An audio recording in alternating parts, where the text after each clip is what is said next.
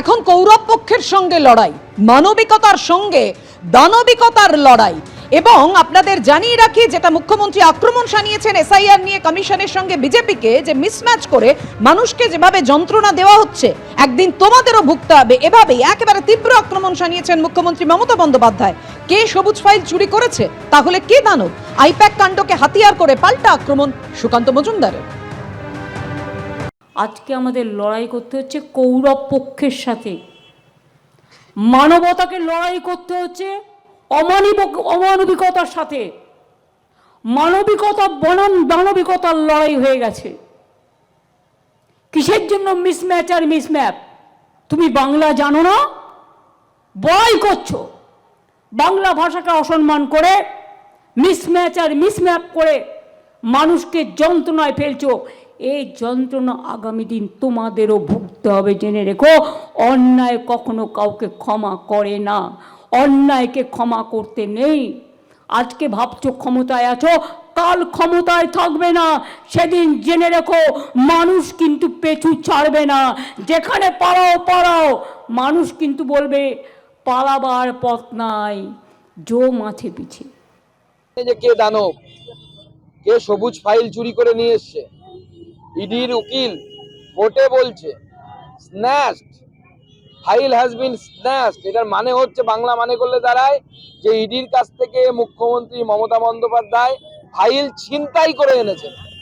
প্রথম পশ্চিমবঙ্গবাসী আমরা পাচ্ছি এমন মুখ্যমন্ত্রী যিনি ছিনতাইবাজ মুখ্যমন্ত্রী। এর আগে আমরা মুখ্যমন্ত্রীর বিরুদ্ধে চোর, নানা রকম অপবাদ শুনেছি, কিন্তু ছিনতাইবাজ মুখ্যমন্ত্রী এর আগে ভারতবর্ষের কোনো মুখ্যমন্ত্রী পায়নি। ভারতবর্ষের কোনো রাজ্যের মুখ্যমন্ত্রীর বিরুদ্ধে এই অভিযোগ আসেনি। প্রথম আমরা দেখলাম অন ক্যামেরা ছিনতাইবাজ মুখ্যমন্ত্রী। অর্থাৎ এসআইআর ইস্যুতে তপ্ত রাজ্য রাজনীতি। আর এবার শুভেন্দু অধিকারী তিনি সুপ্রিম কোর্টে যাওয়ার কথা বললেন। তিনি বলছেন 324 থেকে 329 ধারায় সংবিধান ক্ষমতা দিয়ে রেখেছে নির্বাচন কমিশনকে। কেন এত নরম লাইন নিচ্ছে নির্বাচন কমিশন? আর তার এই মন্তব্যের প্রেক্ষিতে কুণাল ঘোষের কি বক্তব্য, পরপর শোনাবো। ইলেকশন কমিশনকে তো আর্টিকেল 3 to 4 এ বাবা সাহেব আম্বেদকর পুরো পাওয়ার দিয়ে গেছে। ইলেকশন কমিশনও কেন এত সফট লাইন নিচ্ছে? চিঠিতে কিছু হবে না, অ্যাকশন নিন,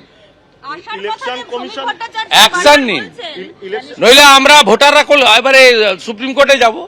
এতদিন তো ইলেকশন কমিশনার মমতা ব্যানার্জি লোকরা যাচ্ছে, এরপরে পাবলিক যাবে, আমরা যাব সুপ্রিম কোর্টে, আমরাও যেতে পারি, আমাদেরও সে অধিকার আছে। ইলেকশন কমিশন শুধু চিঠি চাপাটি করে কিছু হবে না। আপনাদের বাবা সাহেব আম্বেদকর সংবিধানে আর্টিকেল 3 to 4 থেকে 3 to 9 আপনাদের সব পাওয়ার দিয়ে গেছে, সমস্ত ক্ষমতা দিয়ে গেছে। আপনি চাইলে আর্মি নামাতে পারেন, কাউকে জিজ্ঞেস করার দরকার হবে না। আপনারা সেটা শুধু চিঠিপত্রে সীমাবদ্ধ রেখেছেন। Bengal people wants action, we don't want ভাষণ। আমি শুভেন্দু অধিকারীকে অনুরোধ করব যে আপনি কোর্টে যান, আপনি যা ইচ্ছা করুন, দয়া করে শুভেন্দু অধিকারী যেন এই যে হিয়ারিংয়ে ডাকছে না লজিক্যাল ডিসক্রিপেন্সি বলে, শুভেন্দু অধিকারী এই হিয়ারিংয়ের দিন দুপুরবেলা একটু ওই জনতার সামনে গিয়ে দাঁড়ান।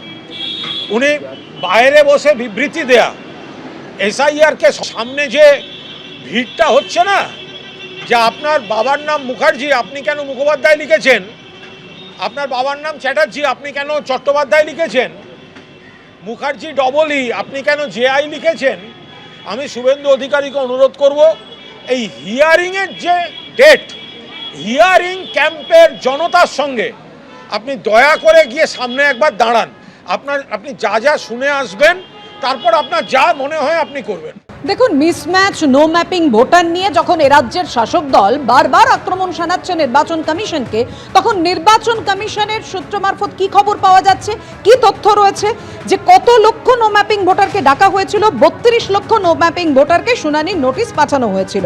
কিন্তু কমিশন সূত্রে খবর পাওয়া যাচ্ছে প্রায় 10% ভোটার শুনানিতে উপস্থিত হননি, অর্থাৎ শুনানিতে ডাকা হলেও যাননি প্রায় 3 লক্ষ নো ম্যাপিং ভোটার। শুনানির একেবারে শেষ পর্যায়ে হাজিরা দেননি তারা, খবর নির্বাচন কমিশন সূত্রে। পশ্চিমবঙ্গে খসড়া তালিকার পরই নো ম্যাপিং ভোটারের সংখ্যা হয় 31,68,426। 2002 সালের শেষ এসআইআর এর সঙ্গে লিঙ্ক দেখাতে পারেননি নো ম্যাপিং ভোটাররা। আর নো ম্যাপিং ভোটারদের প্রত্যেককেই শুনানির জন্য প্রথম পর্যায়ে ডেকে পাঠানো হয়, আনম্যাপড ভোটারদের ডেকে পাঠানো হয় শুনানির জন্য প্রথম পর্যায়ে। কিন্তু তার মধ্যে 10% ভোটারই শুনানিতে উপস্থিত হননি। আগামী 7ই ফেব্রুয়ারি এসআইআর এর শুনানির শেষ দিন।